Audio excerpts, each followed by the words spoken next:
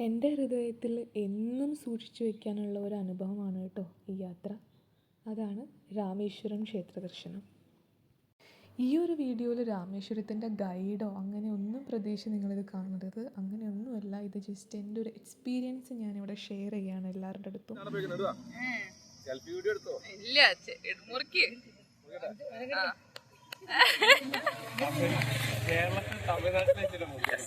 അപ്പം നമ്മൾ ഈ യാത്ര സ്റ്റാർട്ട് ചെയ്തത് എൻ്റെ ബ്രദറിൻ്റെ ബർത്ത്ഡേ സെലിബ്രേറ്റ് ചെയ്തിട്ടാണ് കേട്ടോ.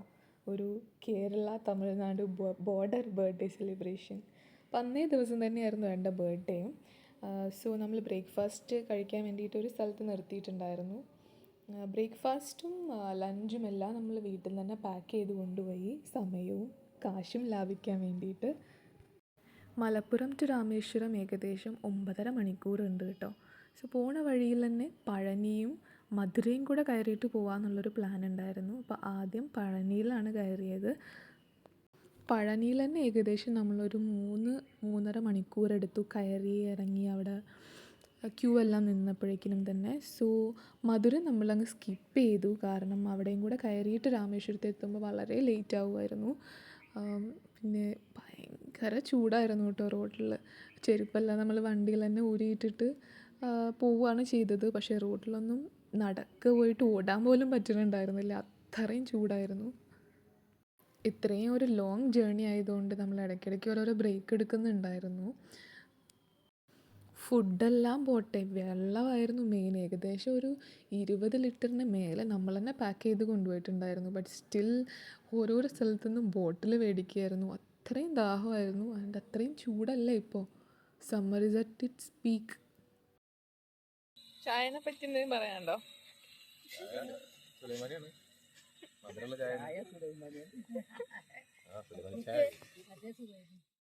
Good morning Rameswaram. എന്ത് ഭംഗിയാലേ സ്കൈ കാണാൻ. അതേപോലെ തന്നെ ഭയങ്കര ബ്യൂട്ടിഫുള്ളായിരുന്നു കേട്ടോ അവിടെ നിന്ന് നോക്കുമ്പോൾ ആ ഒരു വ്യൂ, ആ ഒരു ഗോപുരമൊക്കെ. സോ നമ്മൾ തലേന്ന് ഒരു 9:30 ആകുമ്പോൾ അവിടെ എത്തി, ചെക്ക് ഇൻ ചെയ്തു, ഫുഡെല്ലാം കഴിച്ച് കിടന്നുറങ്ങി. എന്നിട്ട് പിറ്റേന്ന് ഒരു 5:36 ആകുമ്പോൾ എണീറ്റിട്ട് നമ്മൾ ആദ്യം നേരെ പോയത് അഗ്നിതീർത്ഥത്തിലോട്ടാണ് കേട്ടോ. ദിവസവും നിരവധി പേരാണ് കേട്ടോ പുണ്യസ്നാനത്തിനും ബലിതർപ്പണത്തിനുമൊക്കെ ആയിട്ട് ഇവിടെ എത്തുന്നത്. ഈ അഗ്നിതീർത്ഥത്തിൽ കുളിച്ച് തീർത്ഥസ്നാനം നടത്തി പിതൃക്കൾക്ക് പൂജകൾ അർപ്പിച്ചിട്ട് 22 കിണറുകളിലെ സ്നാനം കൂടെ കഴിഞ്ഞിട്ടാണ് രാമേശ്വരം അമ്പലത്തിൽ ദർശനത്തിന് കയറേണ്ടത്. പുണ്യഭൂമിയായ തമിഴ്നാട്ടിൽ സമുദ്രതീരത്ത് കിടക്കുന്ന ഈ ക്ഷേത്രം ഒരു ദേവാലയം മാത്രമല്ല കേട്ടോ. അത് ശുദ്ധിയും ശാന്തിയും ആത്മീയതയും നമുക്ക് കാഴ്ചവെക്കുന്ന ഒരു ദിവ്യാത്മാനുഭവം കൂടെയാണ്. ശ്രീരാമൻ്റെ പാദസ്പർശം നിറഞ്ഞ ഈ നിലം രാമരാവണ യുദ്ധത്തിന് ശേഷമാണ് അദ്ദേഹം ഇവിടെ ശിവപൂജ നടത്തിയതെന്നാണ് വിശ്വാസം. അതിനാലാണ് ക്ഷേത്രത്തിലെ പ്രധാന ദൈവം രാമനാഥസ്വാമി, അതായത് ശിവൻ. ഒന്നു പറഞ്ഞാൽ രാമേശ്വരം ശ്രീരാമൻ്റെ അമ്പലമാണെന്നാട്ടോ ഞാൻ വിചാരിച്ചിട്ടുണ്ടായിരുന്നത്. പല യാത്രകളും അനുഭവങ്ങളും പലതും നമ്മളെ പഠിപ്പിക്കും. അതെ, മൂപ്പരെ കാണാനായിട്ടൊരു വലിയ ക്യൂ തന്നെ ഉണ്ടായിരുന്നു. അതുകൊണ്ട് നമ്മൾ സ്പെഷ്യൽ ദർശനമായിട്ടുള്ള 100 രൂപ ഓരോരുത്തർക്കും പേ ചെയ്തിട്ടാണ് കയറിയത്. അപ്പോൾ പറഞ്ഞ പോലെ ഈ യാത്രയിൽ ഏറ്റവും ആഴത്തിൽ എൻ്റെ ഹൃദയത്തിൽ സ്പർശിച്ചൊരു നിമിഷം ഉണ്ടായിരുന്നു. ആ 22 തീർത്ഥക്കിണറുകൾ, ഓരോന്നിലും വ്യത്യസ്തമായ ജലസവിശേഷതകൾ. അതിൽ 22ാമത്തെ കിണറിൽ നിന്നുള്ള വെള്ളം എൻ്റെ ശരീരത്തിൽ തളിച്ചു കൊണ്ടിരിക്കുമ്പോൾ ഞാൻ അറിയാതെ തന്നെ എൻ്റെ കണ്ണുകൾ നിറഞ്ഞൊഴുകുന്നുണ്ടായിരുന്നു.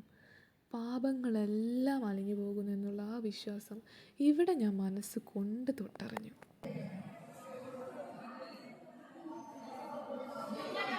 എല്ലാറ്റിനും അതിൻ്റേതായ സമയമുണ്ട് ദാസ എന്നല്ലേ. I really believe that it was my call. ഓരോ പുണ്യഭൂമി ദർശിക്കാനും അതിൻ്റേതായ സമയമുണ്ടെന്ന് പറയുന്നത് അത്രയും സത്യമാണ്. എൻ്റെ വീഡിയോയിൽ ഫുള്ള് സന്താൻ്റെ കുക്കിംഗ് ആയിരിക്കും.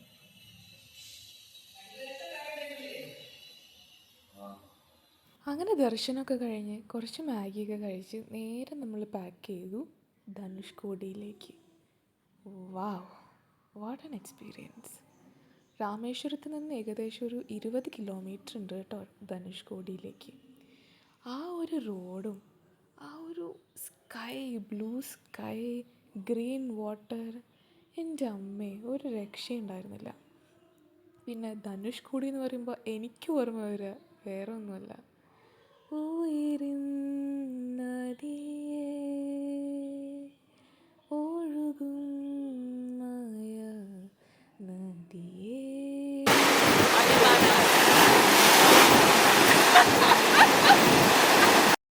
ട്രിപ്പ് കഴിഞ്ഞ് തിരിച്ചു പോകുമ്പോൾ ഞാൻ ഒരു കാര്യം ഓർക്കാൻ ആഗ്രഹിക്കുന്നു. നമ്മുടെ റോബർട്ട് ഫ്രോസ്റ്റിൻ്റെ ദി റോഡ് നോട്ട് ടേക്കൺ എന്നുള്ള പോം. അതിലെന്താ പറയുന്നത്, ഏത് റോഡ് എടുത്താലും അതിൻ്റേതായ കഷ്ടപ്പാടുകളുണ്ട്. ഒരു റോഡ് ചിലപ്പോൾ നല്ല പോലെ പോവാം, അടുത്ത റോഡ് ഭയങ്കര ബുദ്ധിമുട്ടിയും പോവാം. But whatever it is, face the situation with truth and integrity. You may have losses or profits, doesn't matter. You are choosing yourself. Find yourself and love yourself. അപ്പോൾ അത്രയൊക്കെയുള്ളൂ. Thank you so much for watching. I hope you all enjoyed. Bye bye. Bye bye.